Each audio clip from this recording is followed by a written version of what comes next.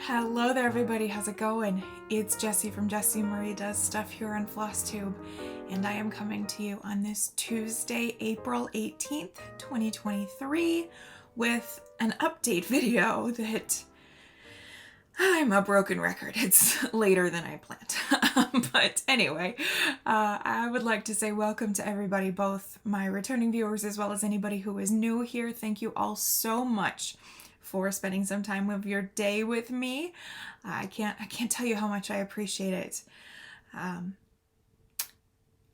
This August I'm heading towards my 10-year FlossTube anniversary, and I don't know, that's just hugely momentous, and I just appreciate y'all going on this journey with me. So anyway, on this channel I talk mostly about cross stitch, just in case you are new here. I talk mostly about cross stitch. Today I'm going to talk about lots of stitching, and then I also have a couple of books that I'm going to tell you about, because I have read 2 books this year and I would like to talk about them and recommend them because they were both fantastic in their own way.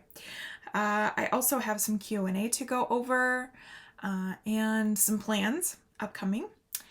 No knitting today because I still haven't knit, and now that we are heading into late spring / summer, knitting is not usually somewhere that I gravitate towards. So we'll see. You never know. Before I start diving into some Q&A, I would like to send a few thank yous out to Amanda and Leah and Carol. Thank you to the 3 of you.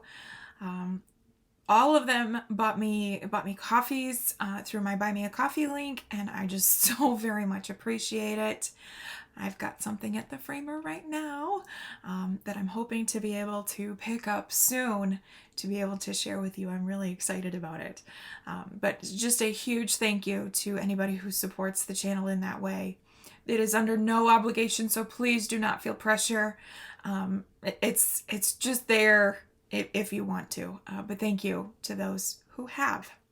All right, let's dive into some Q&A and answer some questions that have come up on my videos this year.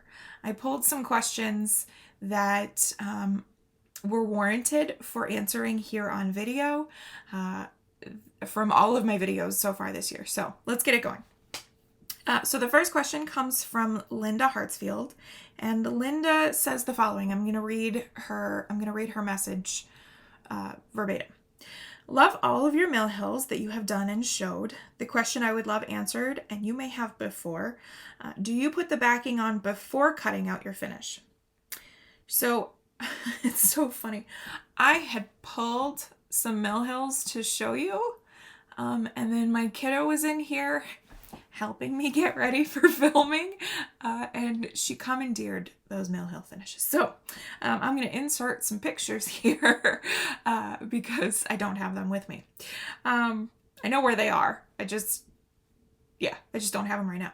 So anyway, so I typically will cut the finish out first because I like to do some detailed up close cutting on the perforated paper, and things get a little bit bulky once I add on the felt backing. So I will cut out the paper, attach that, glue that to the felt, and then cut the felt. And then I usually trim the felt so that it's kind of beveled in so that you don't see fuzzy felt around the outside of the paper ornament. Sometimes I will on purpose, but just to kind of leave that felt border, but for the most part I will trim it so that you can't really see it until you flip it over. So that's how I do that. Another question I have is from Mega Stitches. So this is Milka, and for a while there Milka was only doing videos on Instagram, and I just saw recently that she filmed for FlossTube. So welcome back, Milka. So Milka says, what's the checkerboard thing you do when you're doing a blended 1/1 skin? Milka has a piece that she is doing 40 count, so 1/2, and so doing a blended skin, that would be complicated.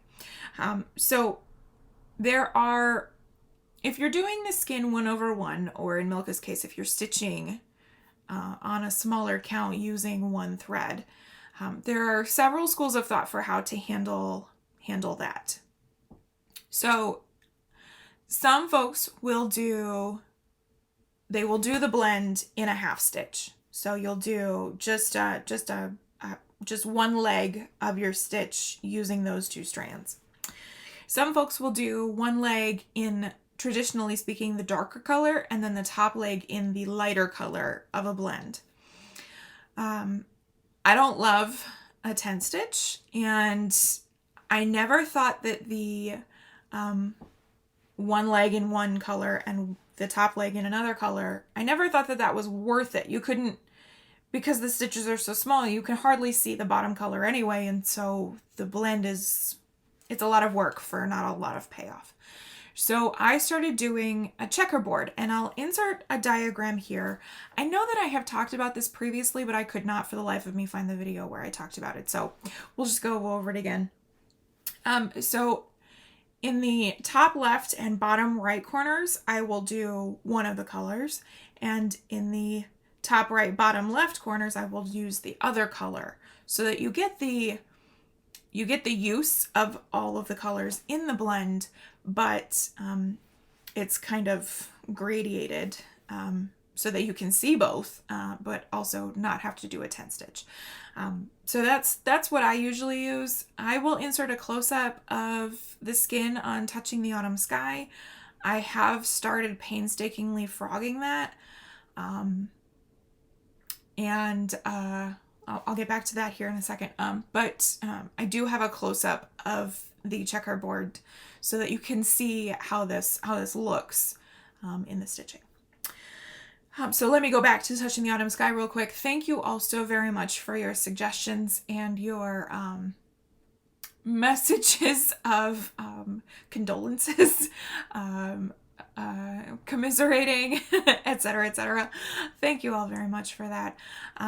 Several of y'all suggested that instead of frogging the face, I could frog the hands and the rope and all of the leaves and everything that's in the top corner. And I considered that, but because I stitch in a Millennium frame, I need more of a top and bottom margin than I would normally, or than I would if I was stitching in a Q-snap or in a hoop or in hand. I need the extra margin off the top in order to be able to roll it into my frame correctly. And I don't have 10 stitches worth of extra space to be able to do that. I think it would cut down my top margin down to 2 inches, and I need 3 inches plus on a top margin. So I decide I will oftentimes, I'm not gonna lie, I'll go down to an inch and a half, but on the top and bottom, I have to allow for the Millennium frame and the dowel rod system. So I don't really have the space to frog all of that. So I'm just working on frogging the face, and we'll see how it goes. So far, it's painstaking and it makes me angry, and so I do 1 or 2 stitches and then I'm like, I can't anymore. So it's a TV watching kind of thing. So there is that. But thank you all very much for your suggestions and just messages of letting me know that, yeah, it sucks, but it's okay. It's all right. Okay, so Norma Jean Sicard asked me a bunch of questions that are great, especially with the knowledge that my 10-year FlossTube anniversary is coming. A lot of these are really, really great questions. So, but they're kind of quick. So, let's see. Some Q&A maybe you can address in future videos for both newbies as well as some of us that have been here for a few years. First question, how did you get started with cross-stitching? So I did not stitch as a child. Nobody that I knew stitched. I'm sure that my grandma probably dabbled in stitching. From what I remember, she was more of a seamstress because I remember a jar of buttons, She had a sewing table that I can distinctly remember. She passed away when I was 10, and so I don't recall any kind of crafting interactions in our lives. So I stumbled on cross stitch when I was a book blogger. And one of the features from one of the book bloggers that I was following, she did this post on Saturdays or Sundays, I can't remember. At some point during the weekend, she would do a weekly post where she would talk about something other than books, other than reading. And one day she posted, she was working on a Mario piece, and she was working on like the big blue sky that never ended. But I was totally captivated by what she was doing. She was creating something out of nothing, and it was really, really cool. She was on FlossTube for a little while there, which was kind of cool. And Stephanie, if you're still around, hey.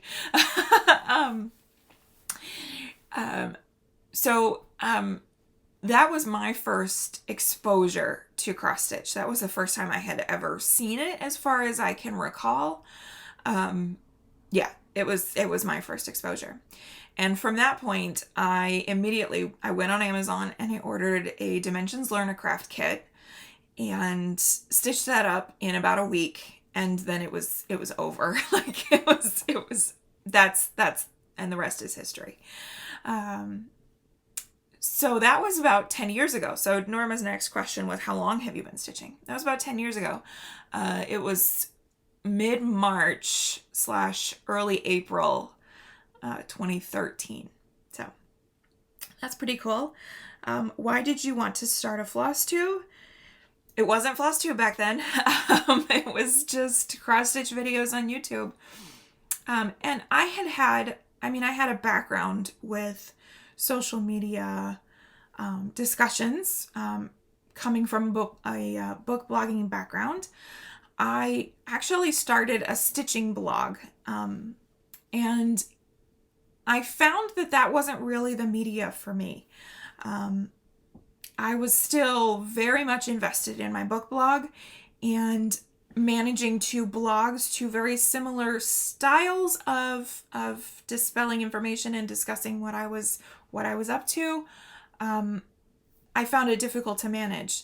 And in the meantime, I was watching some videos on YouTube about cross stitch. Stitching May and Kitty Stitcher Carrie are among some of the first that I remember seeing. By the way, happy birthday, Stitching May. Today is her birthday. Anyway, sidetrack.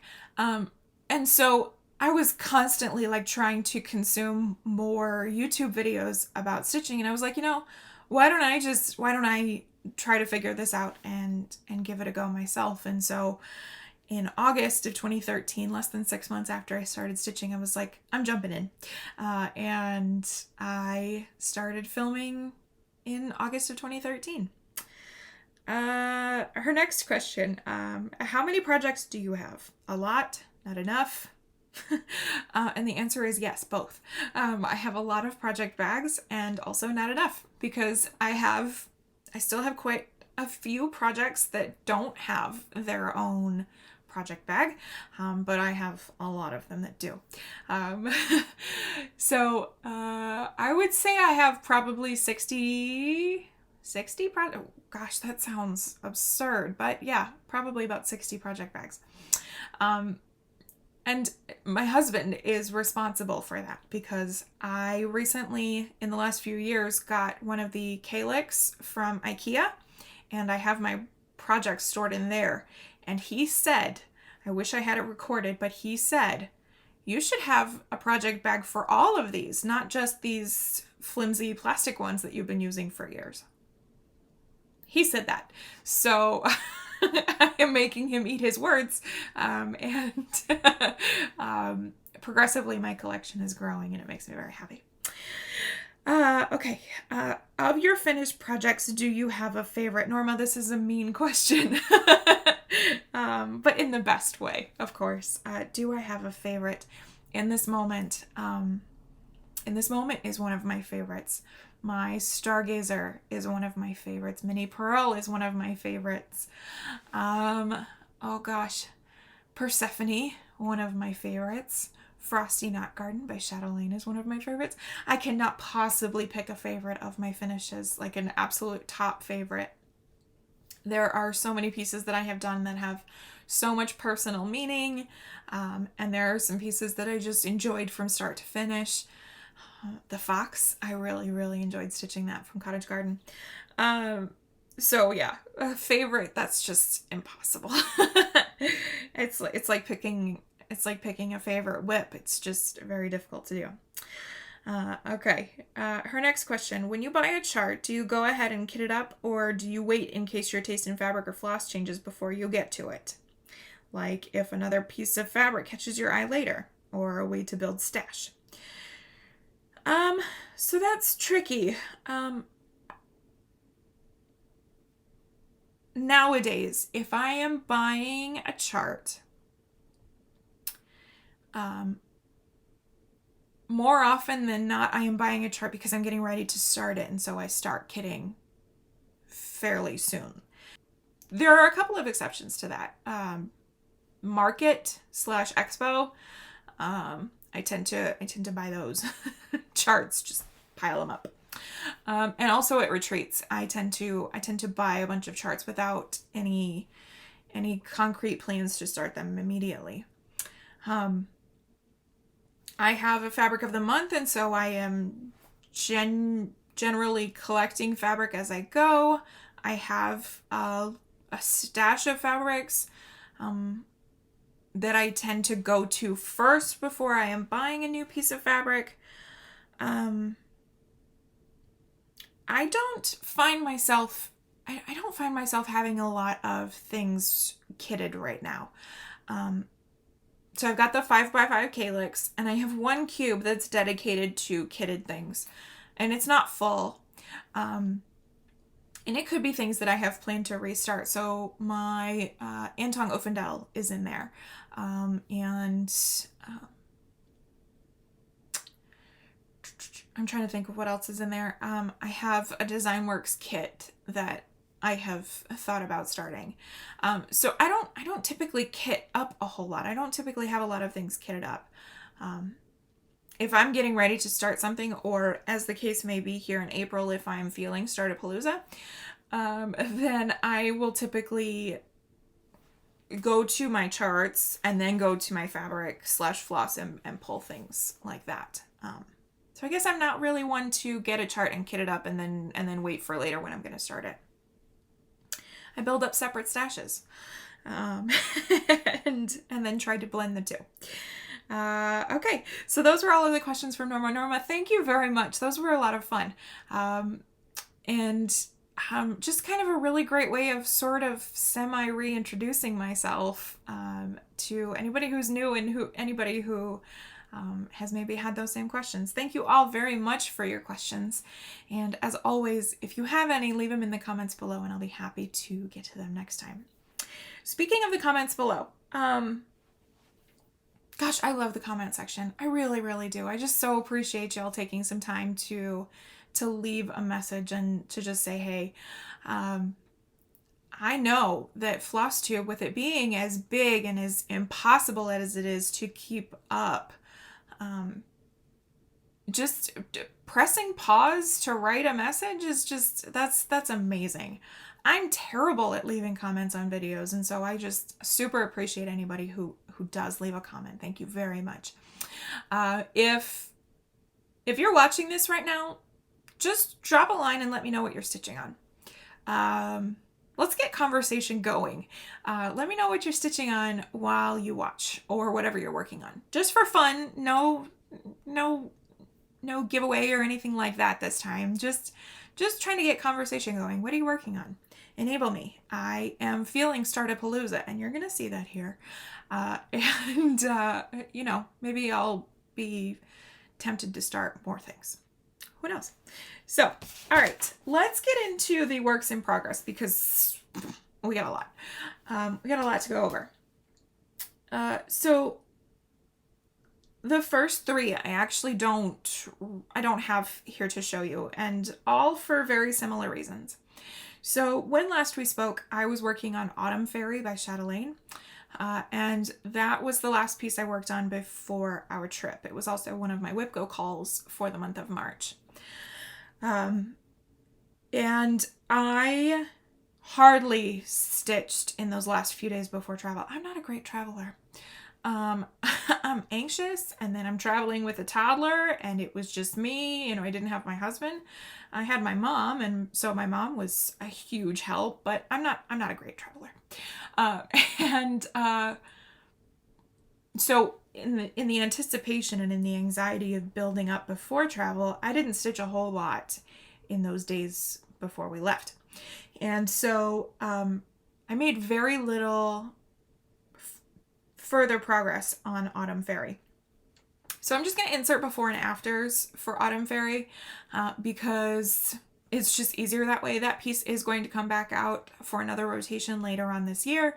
And so I will work on it again, and you will see it in person then.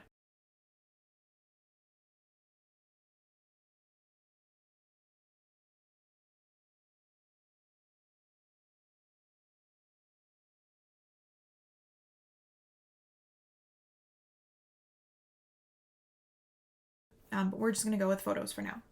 The same is true for Personal Sunshine. I did 600 stitches on that piece in March, and that was it. And so it just didn't feel worth it to bring it out for so little progress. And again, that's another one that will see, hopefully, some more progress this year. And so, yeah, so I'm just going to insert pictures of that one as well.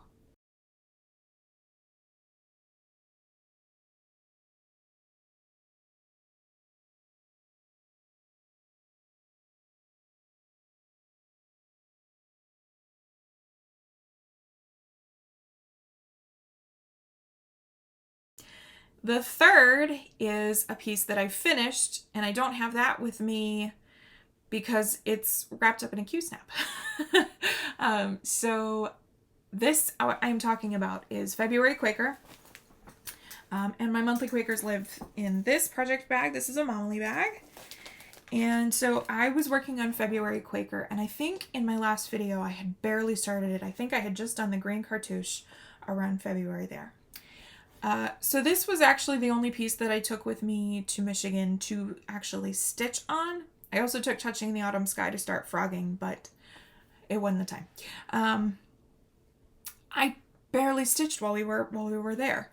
I did stitch on the last day when we were hanging out watching a movie, and so I was stitching on it then, and then I have since finished it. And so I'm going to insert pictures here so that you can see the finished piece. I stitched it 1/1 on 28 count antique white cashel linen, and it was a lot of fun.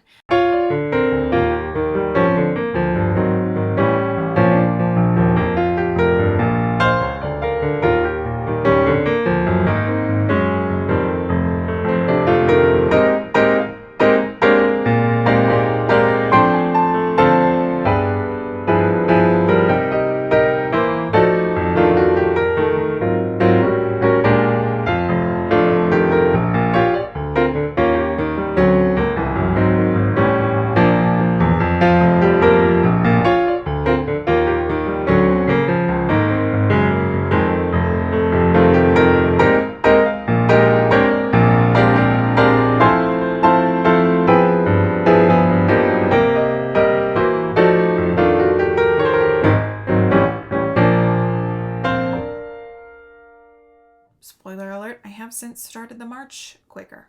It's further down the pile for reasons I do not know, but I'll show you that here in just a minute. So that's all of the projects I don't actually have to show you. All right, so we get back from our trip to Michigan, and there were a pile of things that I was very excited to start here in April, and the first one absolutely had to be this next piece, which lives in this gorgeous bag This is by Jordy's Handmade, and it's stunning. It's a pretty big bag, which I like. I like a big bag. So in here lives a piece that I was going to start. It was the one thing from market this year that it was like it was a done deal. I was gonna start this as soon as I could, and that is Remember Me by Teresa Kogut.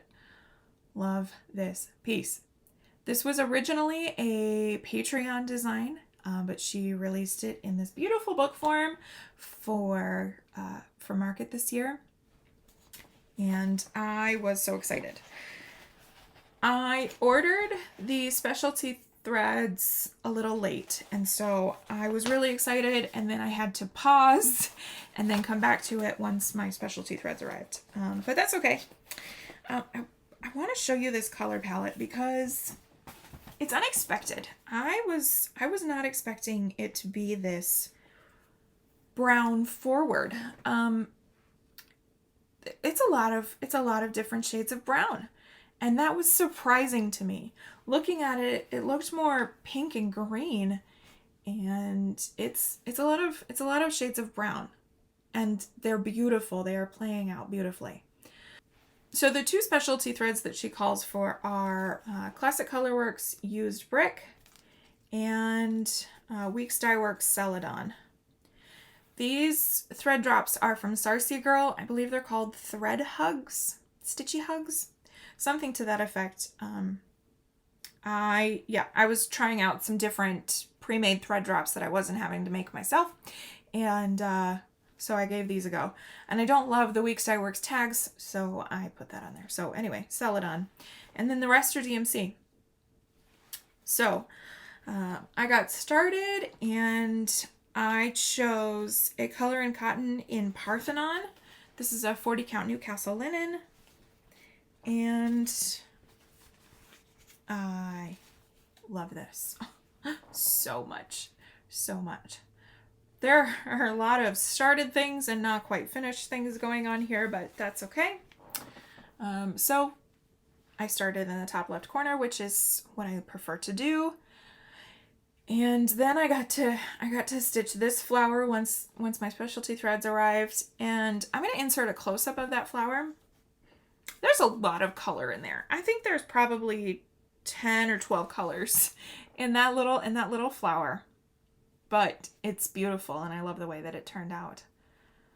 Yeah, this is good. This was amazing to work on, and I cannot wait to get back to it. So earlier this year on my Whipco board, I had a second rotation for Nantucket Rose, and since I UFO'd that this year, I replaced that block with New Start, just work on a New Start for 5 days and 1,300 stitches. I needed to get at least 1,300 stitches, and I needed to work on it at least a little bit for 5 days. And so that was this piece for me. That's what I chose to do for my Whipco. So I got the 1,300 stitches pretty quickly, but I needed to spend more days on it, which is why I waited until I had those specialty threads and came back to it. So it's got 5 days and the 1,300 stitches requirement. So I will get back to this hopefully soon, hopefully eventually. Nothing in the immediate plans, but anyway, gorgeous. So pretty. I knew that I was going to have a bunch of new starts this month. And so my original thought, and it's not going to look like that once we get further in here, but my original thought was that I would have a new start and then I would work on a Whipco project because I have 6 Whipco projects. It's a lot. So after my rotation, no, actually in the midst of my rotation on Remember Me, while I was waiting for those threads, I decided to work on a Whipco piece, and that lives in this bag. This is by Evertote. Gorgeous, gorgeous bag with all the turkeys. And in here lives my Give Thanks. Now this piece is interesting. So I love this. I love this design. Tilt it so that it's a little bit more, so it's not so cockeyed. So I love this piece. When I tried to work on this last fall, I struggled. I struggled mightily working on this piece. And the reason is that when I loaded it up into my Millennium frame, I could not get the center of this fabric tensioned right. It was either too tight, and so everything was really, really wavy, or it was loose, and it wasn't an enjoyable stitch at that point. I wasn't having any fun with it. And so I think I did like 150 stitches last fall, and that was it. So this time I loaded it up into my frame, and I had the same problems, and I'm like, I'm never gonna finish this piece. And then I was like, you know what? I'm just gonna pull this out and I'm gonna put it in a Q-snap. And that made the difference. That was the end all be all difference for me. It really, really solved all of those issues. So I worked on this for, its rotation was 3 days or 1,300 stitches, whichever came first. And I managed the 1,300 stitches in 2 days, and I ended up spending an extra day on it because I just wanted to. I just wanted to get to a certain point, and so it got some extra time. So this is the called for linen. It's a 32 count Belfast in Vintage Country Mocha from Zweigart. Vintage Country Mocha from Zweigart. I got to slow down. I am stitching using the called for dinky dies. The NPIs I have subbed for DMC, and I used an online converter to do that. But anyway, so here's where I got to. And if we look at the cover, you will notice that all of the flower pots are done. They're all done. I just have the chair and the table and the wording underneath the table to do. So yeah, I was really, really, really, really enjoying this.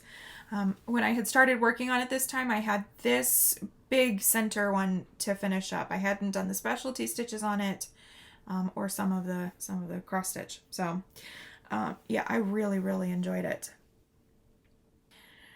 So this is littered with specialty stitches. I love that this last one is Jessica stitches because hopefully for obvious reasons. And yeah, just so much fun.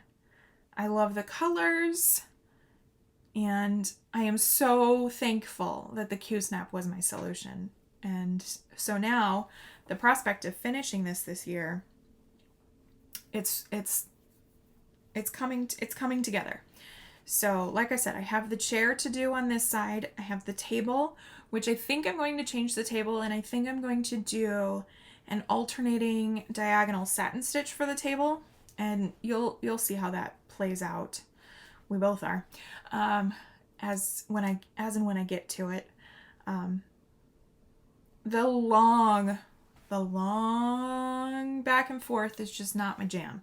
And so I think changing it out for a specialty stitch, especially on a design like this, when specialty stitches are throughout the piece, it's fitting. So we'll see how that goes. And then on the bottom, it says give thanks, but I really think I'm going to change that to gather, because I think that this piece, I don't necessarily, like, this isn't associated with late fall. It's not associated with final harvest. It's not, for me, this piece could be up and displayed all year round if I just changed the words to gather. And I think that would be fairly easy to do. I think the only one that I would have to chart myself would be an R, and I don't think that would be too terrible. So I'm going to play with that once I get to a point where this becomes a focus on a finished piece. So that is Give Thanks by The Drawn Thread.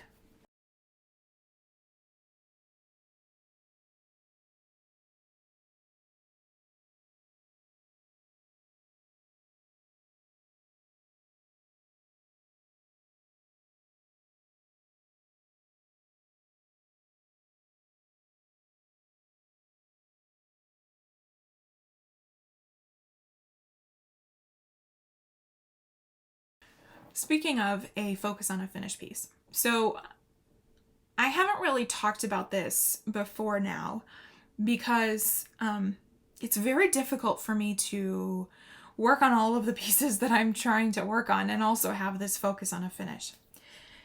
At the end of 2022, in the planning phases for the new year, I went through my Stitchy calendar and I picked one in each month. So my Stitchy calendar has the birthdays for each of my whips, the whip birthday, if you will. So I picked one in each month that I thought was close enough to a finish that if it became a focus on a finish, I could maybe finish one a month. And quickly realized this year that I had no time for that. 6 Whipco pieces is a lot. And I will never do this again. It's a lot. And I'm going to keep going with it because the goal is to work on everything this year. The focus is not on finishes for me. And so that's the way it's going to be this year, and we'll reevaluate in the years to come. However, for my birthday, I got a new stand. It is a Gus's Creations stand. I will link the Facebook group here or in the description box below so that if you want to go check this out. I got one of his deluxe stands. Now, Gus is in Australia and he builds these beautiful, beautiful stands. And the reason that I wanted one is for some couch stitching. My husband and I watch an awful lot of shows and we watch some stupid television. I'm not gonna lie. It is like total brain shut off time. But we watch a lot of it, and I was finding myself playing phone games while we're watching these shows, and that's just not me. And then it was like, this could be really great stitching time because I barely have to focus on what's going on Married at First Sight. So like I can stitch, and I wanted a stand to be able to do it. My seat on this is a really long drawn out thing. My seat on the sofa is not conducive to using my Lavery stand. And so I wanted something that would be like a lap stand or a floor stand that was in front of me. I could never get my Lavery to work that way. So I heard about these Gus's stands, and so for my birthday and actually for Christmas too, because they are an investment, we got me one of the Gus's stands, and it is a dream. It is an absolute dream. It holds my Millennium frames, which are heavy, even the big one. It holds my Q-snaps. It is totally adjustable. I could recline on the sofa because my seat has a recliner and stitch. Like, it's a dream. And so I now have the ability to do a focus on a finish, in the sense that, let's say my main piece for the day is my Lavery stand piece, and my focus on a finish piece is We're Watching the Challenge on MTV kind of a piece. It hasn't worked out just yet because I am trying to do entirely too much here in April. And I want to do all of these things. And so I can't really focus on a finish this month, but starting in May and for the rest of the year, I'm going to have a focus on a finish piece. I have put my April focus on a finish piece on a Q-snap, and I do work on it on occasion, but I have hardly worked on it at all, and so I didn't even bring that to show you. And if I make any significant progress, then I will, coming up. That was a lot. But I know that I have talked about the fact that I don't have time for focus on a finish this year, but now I kind of have an avenue to do that. So, okay, let's get back into the projects that I've got to show you. Up next is 3 new starts. Nope, 4 new starts. I told you I'm in the mood for new starts. The beginning of the year, being unable to have new starts is I'm getting the other side of that coin. So now living in this project bag. This is by Vintage Owl Lady. I had another project in here, but this piece fits in here a lot better. And in here is a piece that, to be honest, when I was thinking about April new starts, this wasn't on the list.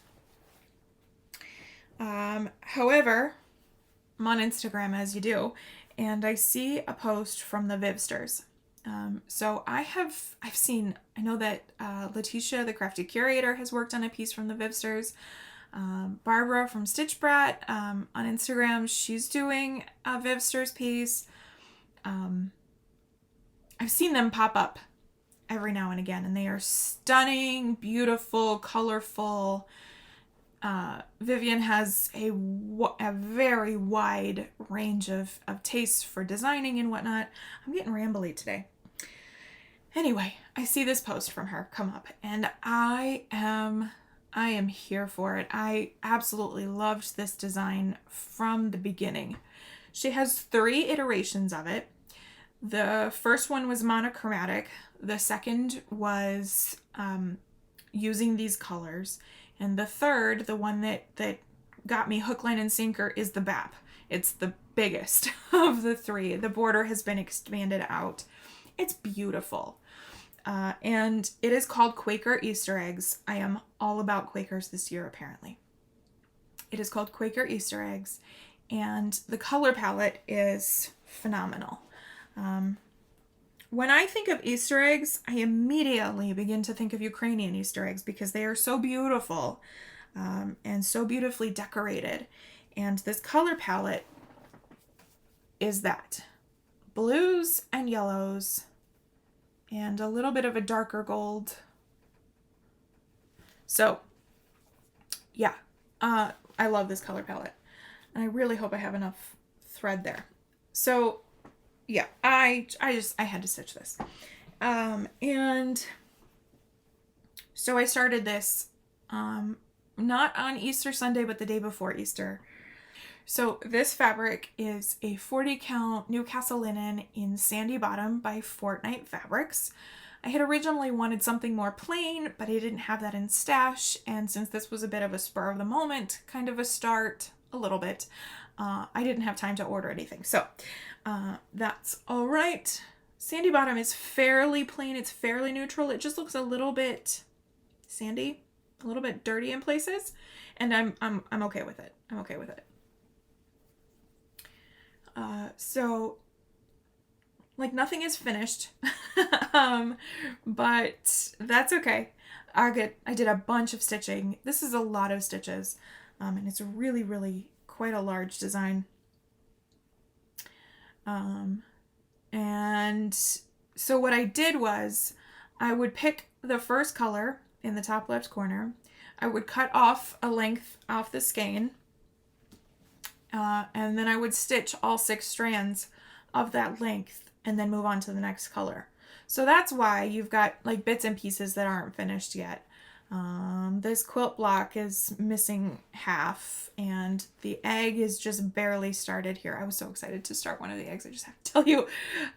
So there's things that aren't finished, but I loved this so very much. And like I want to go back to it right now. I want to put this back on the frame right now. It was a lot of fun to stitch. It's color block, but it's got some interest with these little quilt blocks around the edge. The eggs are stunning. I'm in. I'm all in on this piece, and I can't wait to work on this again. I have no idea when this one's coming back, but I cannot wait to work on it again. So that is my Quaker Easter eggs. Okay, up next is another piece that I wasn't at the start of the month. I wasn't planning on having this new start, but reasons and things, I was inspired. So, fellow Jessica, Stitches of Sass, her channel will be linked in the description box below. So, name twin, Um, and also birthday month, as it turns out. So Jessica was having a big birthday this year. And so she was having a happy birthday Sal, where in which we were tasked with starting on or working on a piece with a cat. My own birthday stitch along, which I just posted to Instagram this morning, the hashtag and the plan for my own birthday Sal is something French. The hashtag is literally JMDS, something French Sal. And so I wanted to participate with Jess and also kind of lean into mine as well. And so I started a design from a French designer with a cat. And so that is Lady Halloween by Jardin Privé. I contemplated Halloween Quaker or Halloween de Quaker. Can't be sure. Or Quaker to Halloween. Something along those lines. But I fell in for this one. I was really into this one. So preview here of what this will look like finished, kind of, sort of. Contrary to popular belief, this is not a monochromatic design. It's charted in 3 colors. They do give you the option to stitch it monochromatically, and they even give you some changes to make to the pattern so that stitching it monochromatically would make sense. But it's supposed to be charted in black. It's supposed to be stitched in black and 2 shades of gray. It is kind of Pattern Keeper compatible. And so I was able to change the colors to black and maroon and orange because I'm me. And I'm going to keep the cat black because beautiful, and I'm really excited about it. And I stitched on this a lot in those, I think I spent 3 days on it, and I made some really great progress. This is also on a Fortnite Fabrics. This is 32 count Belfast linen this time in Partly Cloudy. It was from their Vernal collection from last year, I think. And I'm so excited about it. I am so excited about it. I love the way that it's coming together. I love all of the color. Of course, it's maroon and orange. I would not be me if I did not make it maroon and orange. And I mean, they're just great autumnal colors, right? So this is fantastic. So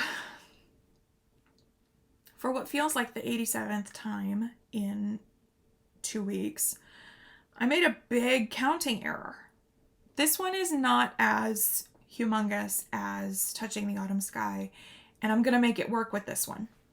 I'm going to point it out to you because that's me. So it's from here down into this motif, just in the black, and the D, E, F, G, and then this little bit of the broomstick. They are all shifted this way, 1 stitch too far. So I ended up frogging this little bit and restitching it in the correct spot because the symmetry was pretty much required. Where am I going? There we go.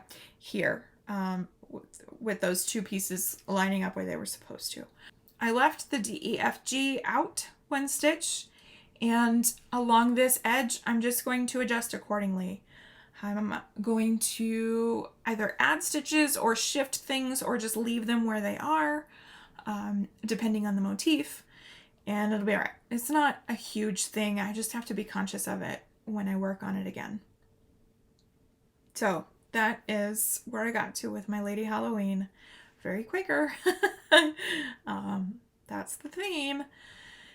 And yeah, just really love it. Really love the whimsy of the alphabet. The alphabet is so much fun.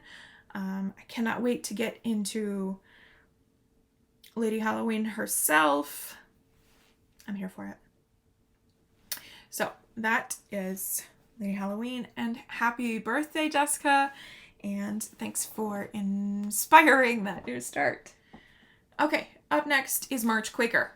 So this is the monthly Quaker series by From the Heart, Needleart by Wendy, and I am trying to play catch up. I thought I might try to play catch up this month by stitching February, March, and April. It's not going to happen, and that's all right. I'm totally okay with that. So I'm playing catch up. I'm stitching this 1/1 on 28 count antique white cachet linen with DMC, and so it's charted in Classic Colorworks, but I'm doing the DMC because I'm stitching tiny, and you'll never see the variegation. It will just be very difficult to see. So yeah, so DMCs, and I think they are turning out beautifully. And this is what I meant by it's in a Q-snap, my February Quaker, because I'm stitching them as many as I can get on a single piece of fabric as possible with a few inches in between. I'm gonna sew them into pillows once I get to that point with all 12 of them. So just a simple little start here. Kiddo has recently gotten into watercolor painting, and so while she's working on that and having fun and whatnot, I have a table clamp from Lavery, and I load this up and stitch while she's painting. It's pretty great, pretty great. So that's that, and I will work on that here and there whenever it comes up. Hopefully finish that before the end of April, but I'm not working on it in like consistently or anything like that. Okay, now we get to last weekend, so things are very recent here. So April 16th. April 16th for me is just, it's a lot. This year was the 16-year anniversary of the tragedy at Virginia Tech, wherein which 32 lives were taken. Among those was a professor who had survived the Holocaust, and an RA that I had briefly met once, and Mary Reed, who lived next door to me our freshman year. I didn't think I was going to cry. And every year, the anniversary, it looms.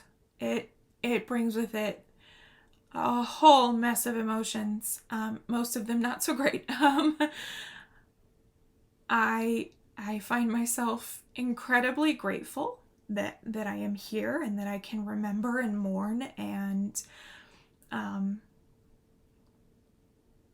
I find myself feeling a little guilty for that, which is absurd. I know, I recognize it, but nonetheless, those are the things that I go through. And so all of that to say, I knew that this date was coming, and I knew that it was going to be heavy, and I knew that I wanted a new start that was incredibly joyful and incredibly beautiful, and somewhere to channel my emotions during this weekend. It was a tough weekend.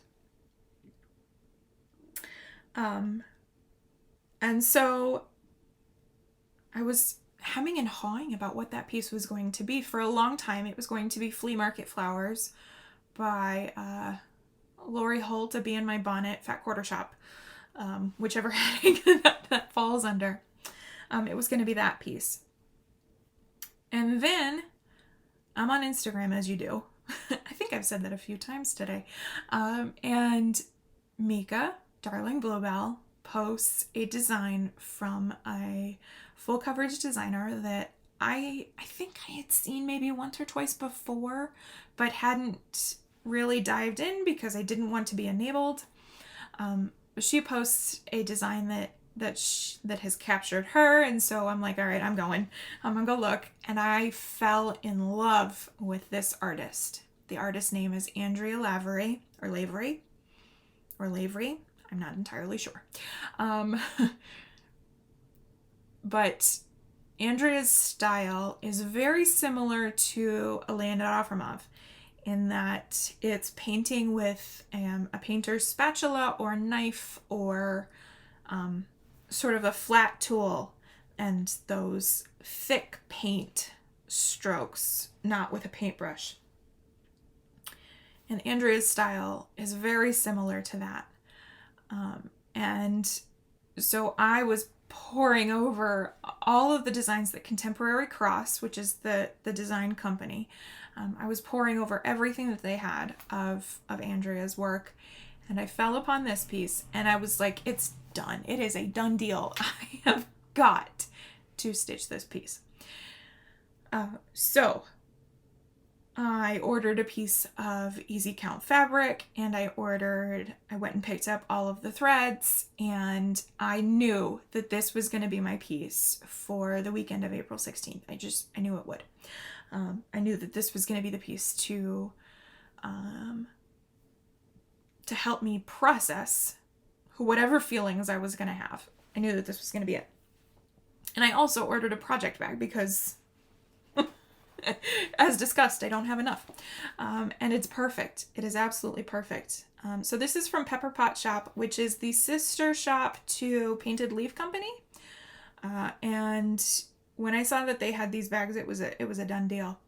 And so we have this print, and then you'll be able to see in here the bees on the kind of antique rose color. This is perfect for this design, which you'll be seeing a preview of here. So I've got my organizers and so excited. Hit the ground running on Saturday. I knew that I needed to start before the actual April 16th anniversary. Just on the off chance that on April 16th itself I wasn't in the mood to stitch.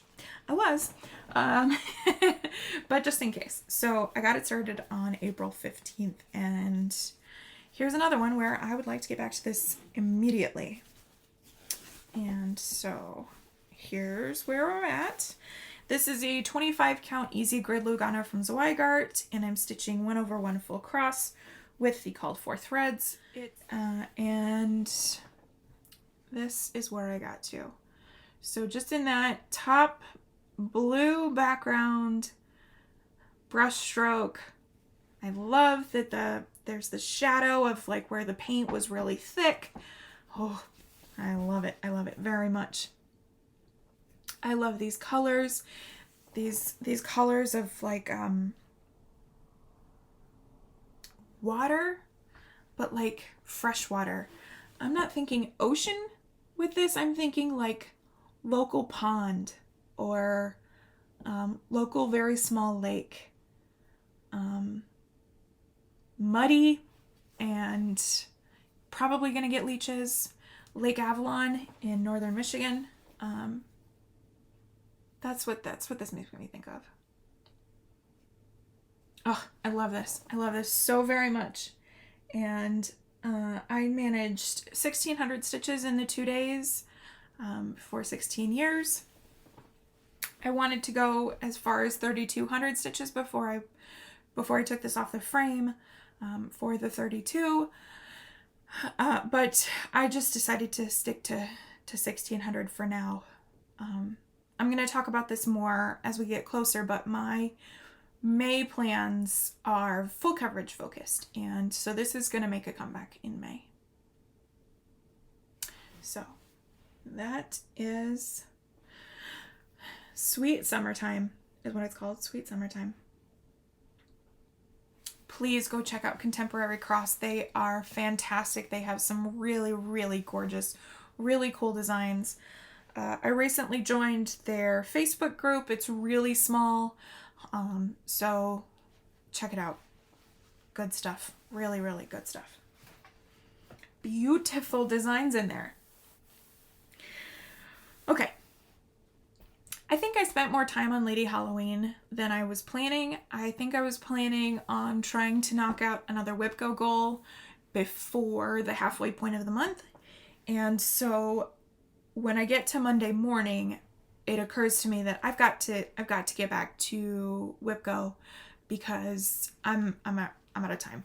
I've got 4 more Whipco pieces. I have my Glory of Autumn still to work on this month. I have a lot left to do, and this month is flying, as is this year. So, all that to say, Monday morning, I pulled out my next Whipco piece, Prairie Moons, Thine is the Trick and the Treat. And this is a cover from the original, because this is a scenario of I paid out of print asking prices on eBay roughly 2 weeks before it was re-released as a PDF. But that's okay, because now everybody has access to it. So anyway, I was really excited to get back to this. I think the last time I worked on it was either 2019 or 2020. It had been a while, and I was thrilled to get to work on it again. Full disclosure, I hurt myself somehow. Mid-30s. What are you going to do? And so my back, the middle of my back has been pretty sore. And so stitching for a while hasn't really happened, and I'm stitching really slowly these days. So the progress that I have made, I guess it was Sunday night, because today is day 3. Sunday night, the progress since Sunday night has not been excellent. So anyway, I am using this to stitch this design.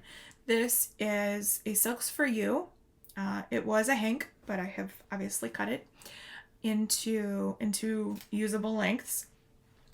And this is PR 070 or PR 170. Now I am second guessing that. I will put that down here as well as in the description box, exactly which one it is.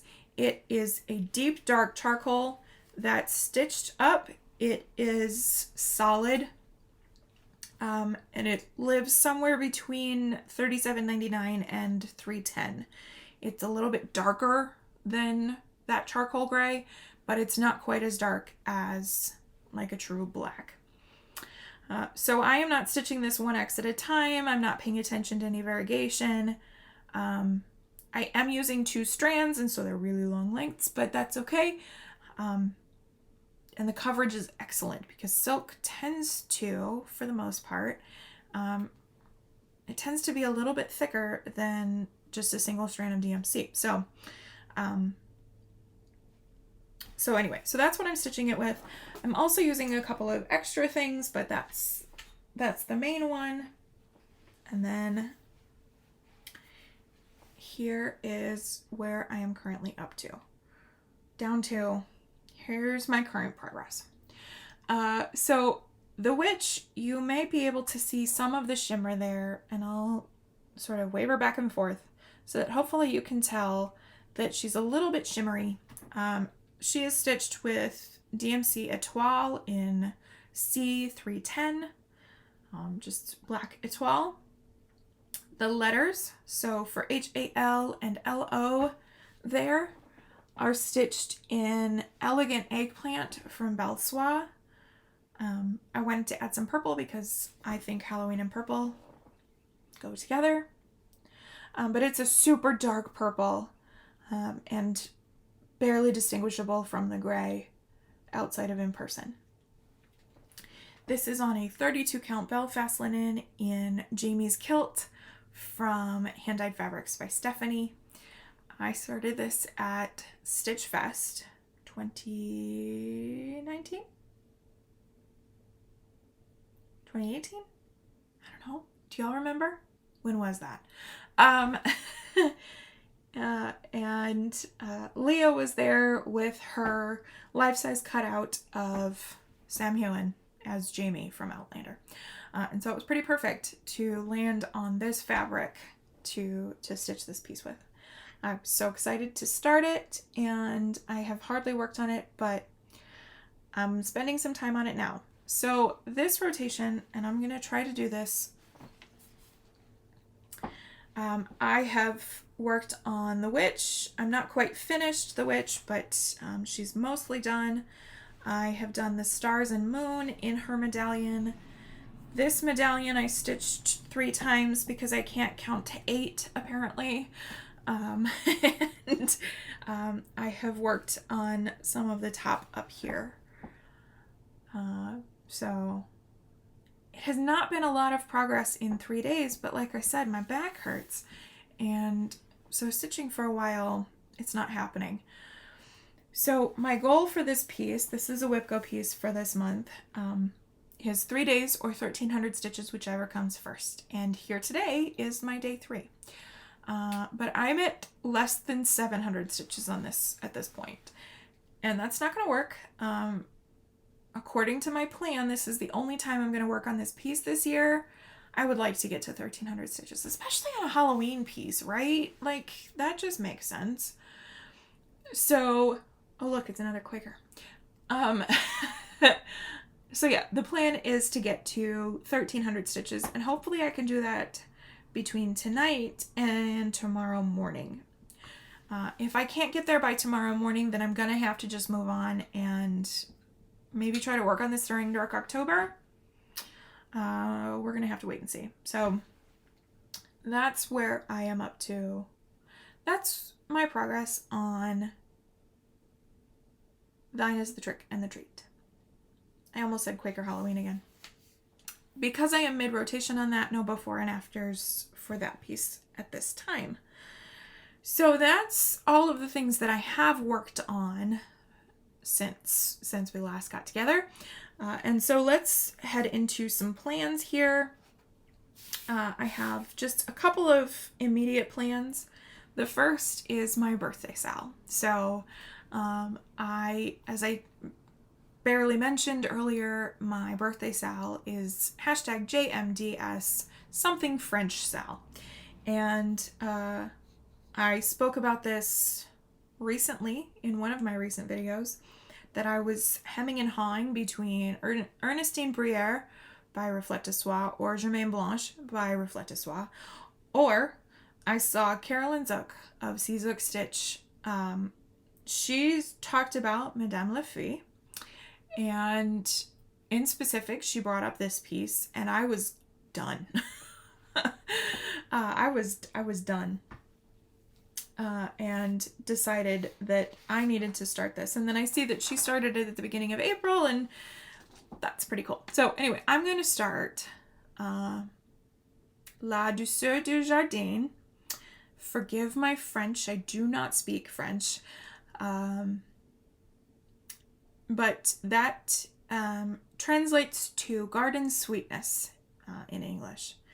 And this design looks humongous, and it's big, but it's under 200 stitches square, so it's not maybe as humongous as I had imagined. So I did get this from the Madame Lafille website. It is a French website, but you can manage it. It's not too difficult. There are enough French English cognates that you can manage it. It is not Pattern Keeper compatible though. No, it does not work. So just in case you were wondering, I can let you know. So I'm going to start this, and I'm really excited about it. I have not settled on fabric yet. I haven't decided between 40 and 32 count. I don't know. I have not decided. But I'm going to start that this coming weekend. It's probably going to be a very small start on Saturday. My brother is in Virginia, and so we're going to head up to my mom's house, and we're all going to get together to celebrate our birthdays, because my birthday is the 25th and my mom's birthday is the 26th. So we're going to celebrate this weekend. The reason that I'm not starting this on my birthday is really more convoluted than it needs to be. I have envisioned in the years to come of working on pieces on their WIP birthday, and I currently have 2 pieces that I have started on the 25th. Quick Stitch Day and Night by Heaven and Earth Designs, and Opening Gambit by Long Dog Samplers. I cannot fathom working on 3 pieces in one day, let alone 3 ginormous pieces in one day. And so if I'm ever going to do this, working on a WIP on its WIP birthday, then this one needs to have a different birthday. So I'm going to start it a few days ahead of time. And I'll start it on this weekend. Listen to me making plans for future years. So anyway, so I'm really excited to get that started. I've got the DMCs. I'm working on getting it onto thread drops. Very excited. Flea market flowers, which I think I barely mentioned. Let me see if that's still here. It is not. Okay. Flea market flowers.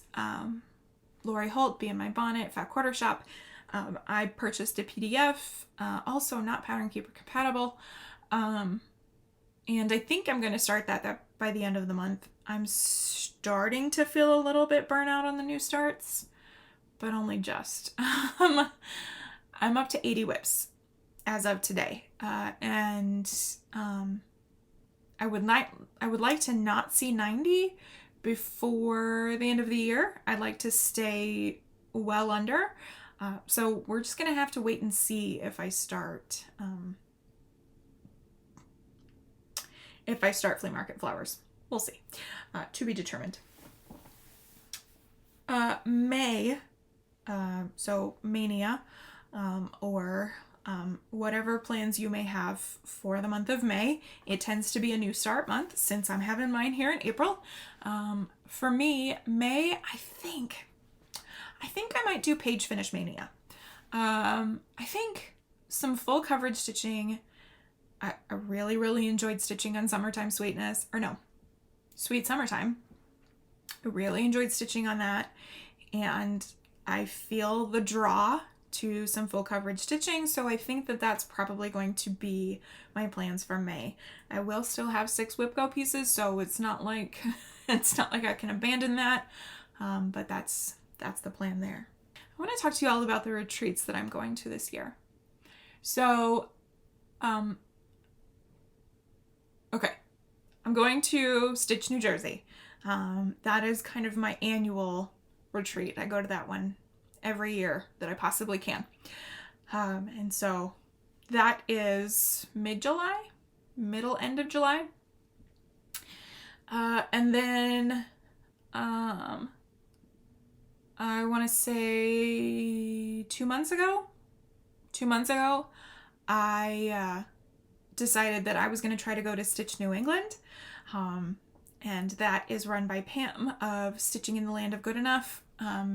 And her shop, Stitch New England. I have always wanted to go to New England in the fall, and this is in October, and so I'm gonna head up to that. I think we're gonna make it a family trip. My mom, my brother, and I, and they're gonna go tool around. They were talking about going to Salem. Best wishes to going to Salem in October. While I am hanging out stitching with everybody. I'm so excited. I was trying to keep it under wraps until some details sort of came together. I did message Amy and let her know. She knew anyway. But I messaged Gable Stitcher just to ask where I should fly into. I think we're actually going to take the train because I love taking the train. And the train in October, and I'm here. I'm so excited. But anyway, so that is the plan that is coming together. Another one that I was keeping under wraps until very recently is that I got off the wait list for StitchCon, and so I am making a return trip to StitchCon. So I'm going to StitchCon Weekend B. I was originally going to try to sign up for Weekend A, because Weekend B happens to land on Father's Day. But there was kind of the potential that we were going to go to Origins in Columbus, which is the weekend exactly after StitchCon Weekend B. And so I thought, well, if we tried to... Anyway, it's not going to work out that way. So I'm going to StitchCon Weekend B, and I am so excited. Who else is going to StitchCon Weekend B? I am anxious as all get out for this trip, for StitchCon, because it is so much bigger than the other retreats. It's just so much bigger, and it is my first time, just, just laying it all out there. It's my first time going to a retreat, and I have no idea who I'm going to sit with. So gotta get psyched up for all of that. I haven't been to StitchCon since 2018, and I am anxious, nervous-sighted, shall we say. So there is that. So those are the retreats that I know for sure I'm going to this year. Stitching in the Springs is, I would really like to, but we're trying to talk it out. We're trying to figure it out. If I'm going to swing that one as well. I love Stitching in the Springs. It was a highlight for me last year. It was just a really beautiful venue, and small and very, very close knit, and it was really, really nice. Not to mention, getting to spend time with some people I have known virtually for so long. It was beautiful and heartwarming and amazing. So trying to see if I can swing that as well. So we'll see. So there is all of that. So those are the planned retreats. I still have, like I said, my other Whipco pieces to get to this month, and Glory of Autumn, and a couple of other here and there things. So, okay, that's it for the plans. I have shown you some of the stash, but I think most of it I have put away. I got some threads, I got some chenille trim from Lady Dot, etc. But I've put all of that away. So let's switch gears here, and we're going to talk about books. I have 2 books that I have read this year that I would like to talk about and recommend as fervently as I possibly can. If you aren't here for the books, then I will see you in the next one. But otherwise, settle in for a really, really quick book talk. Really quick. So the first book that I finished this year was entirely outside of what I would normally pick up to read. It was poetry. I do not gravitate towards picking up poetry. A lot of times it feels very too smart for me. Like I'm missing the point. But I have always wanted to read Nikki Giovanni. Nikki Giovanni is a poet, and she was pseudonymed the poet for the civil rights movement. She is a Black woman who was born in Cincinnati, but was raised in Appalachia. And she endured a lot of hardships in her youth, and sort of came out the other side, and became an activist, specifically in the civil rights movement. She went on to be a professor, and most recently, she was a professor at Virginia Tech, at my alma mater. I never took a class from Nikki Giovanni because, as I mentioned, poetry and I, not so much. And it is one of the few regrets that I have from my tenure. It's one of the few things that I wish I had just gotten over myself and taken a class. The other thing is that with higher education, you almost have no time. Otherwise, you're going to be spending buku bucks, and for what? Yeah, there wasn't opportunity to take one of her classes. She announced last fall that she was retiring, and so she is no longer teaching at Virginia Tech, and so I hope that she gets to enjoy some rest and for all of the amazing work that she has done in so many lives at Virginia Tech and across the planet. She is a good human.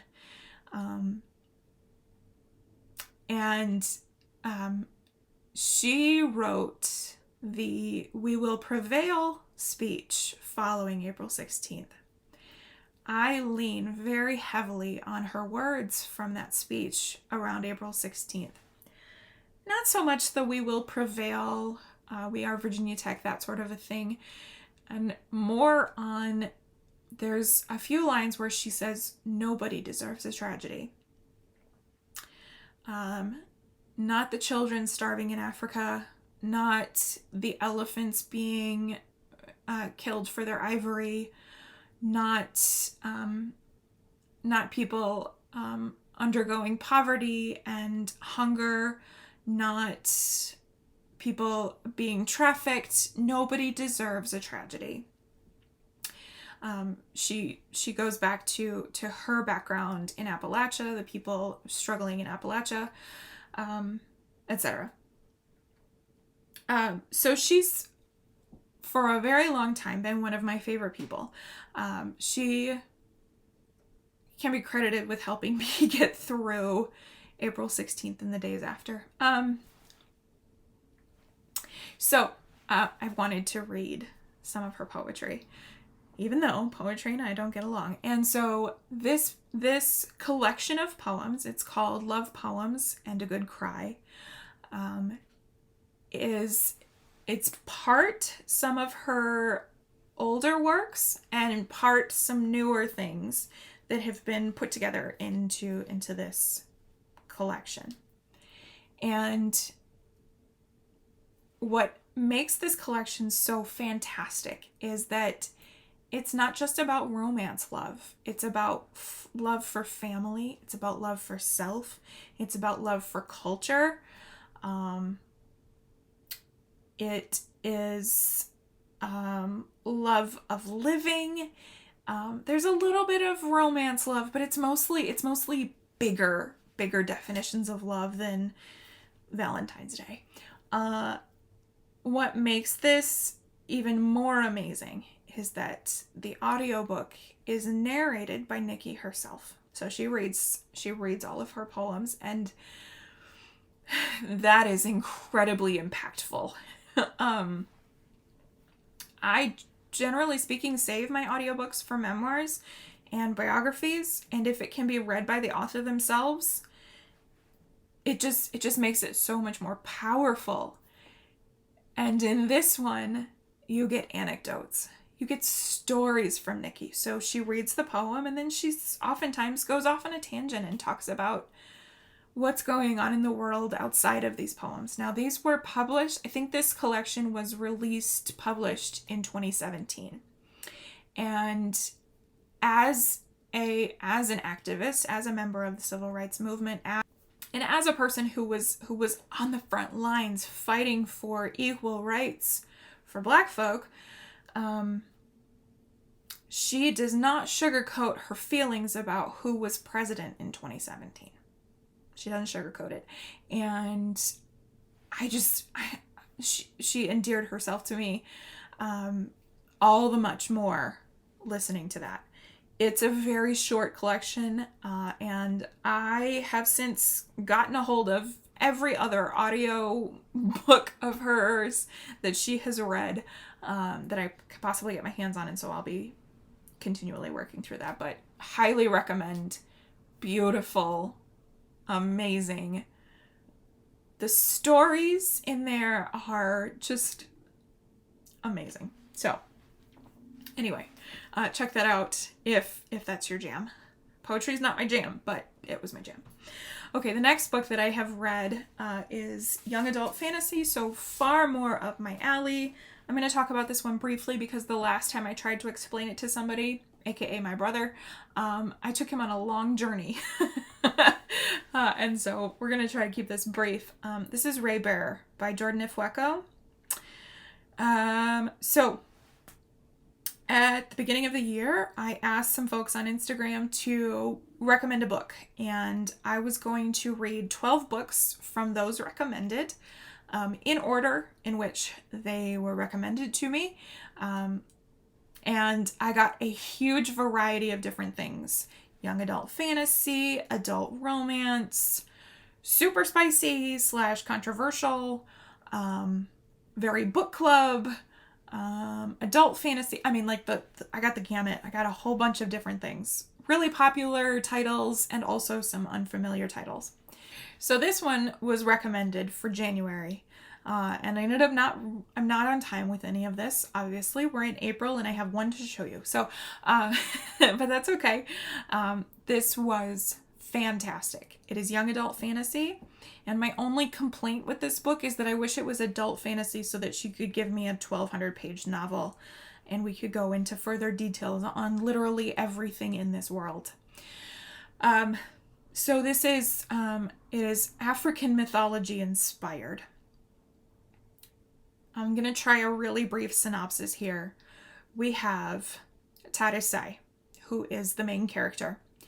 And she is from Swana, which is one of 12 realms that in the past were individual islands.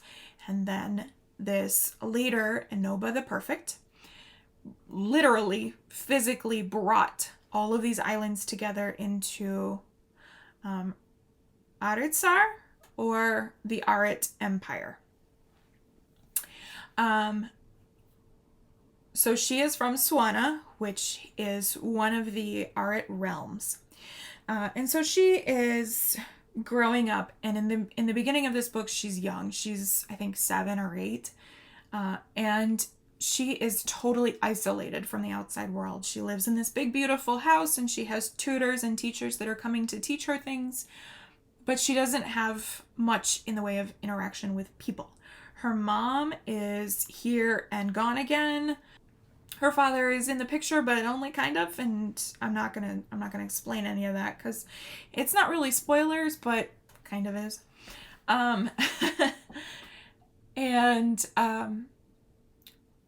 So at some point, Teresa goes to the capital, and she is attempting to become a council member for the future emperor. And so these council members are magically linked. Each emperor picks one council member from each of the 12 realms. So we have the emperor himself and his 12 council members, and they are linked by something called the ray. So they can mentally speak to each other through the ray, and each of the council members can too. Like they can all talk to each other subconsciously. Each of the council members brings a level of immunity to the emperor. So somebody brings the immunity of poison, and so the emperor can no longer be poisoned or burned or drowned. And so progressively, it gets to a point where the emperor cannot be killed and will only die of old age, but otherwise can't get sick, etc., etc. So Teresa goes there to try to become one of these council members. And then things happen. A lot of things happen. All of that happens within like the first third. And then the rest of the book is what happens after. I can't remember the crown prince's name now, but he is still future emperor. He's not quite there yet because his dad's still alive. And so what makes this book so amazing is, first of all, the world building is expert level. Like, you immediately, you get it. It just makes sense. And there's a lot of things that are totally, quite literally out of this world about this. But Ifweko does an extraordinary job of explaining and showing without telling, and it's phenomenal. It's so good. But what really sent this over the edge for me was the real world parallels going on here. There is this sort of government take on things where they want all of the realms of Aritsar to abandon their customs. So each nation or each realm has its own customs, and Aritsar, the empire, wants everybody to do away with their personal customs and to instead adopt a one large nation culture. There is book burning, and there is legal repercussions and legal consequences for people practicing and wearing their realm's clothes. There's just it's a lot of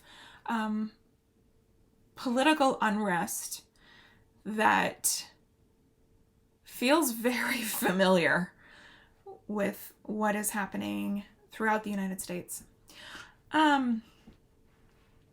There is a lot of just really, really strong themes throughout this book. It's been a little while since I finished reading it, and no stories stick in my head for very long. But this one, I was head over heels for it. So anyway, I was really into this book. It's one of those things that has so many reveals and so many twists and turns, and at the beginning you have so many questions, and progressively they get answered, and then more questions come up and those get answered, but then there's more questions and those get answered. And so now I want to reread this book with knowing the answer. It's sort of like watching The Sixth Sense and then going back to watch from the beginning again, just to see if you can pick up on anything with regards to that big reveal. Yeah, it feels very much like that, but with just this amazing mythology. And I mean, I want so many more books in this series, and there's one, but I want a history book. I want so much more from this. But because it's young adult fantasy, I think Jordan was a bit limited with how far it could go. So anyway, I very much loved it and strongly recommend it. As far as current reads, I'm barely into anything to really talk about, so I'm just gonna save that for when I finish anything. I haven't been reading a whole lot, even though the desire to read is very much up there. So anyway, there's that. So I think I have done enough here. I think I've talked enough, and I am going to head off here. I just want to thank you all so much for watching. Thank you for your continued support of me and my channel. I hope everybody's doing okay, and I hope that you're stitching. As always, be kind. I will see you in the next one, and I have no idea when that's going to be. So no promises here, but I'll see you then. Bye, y'all.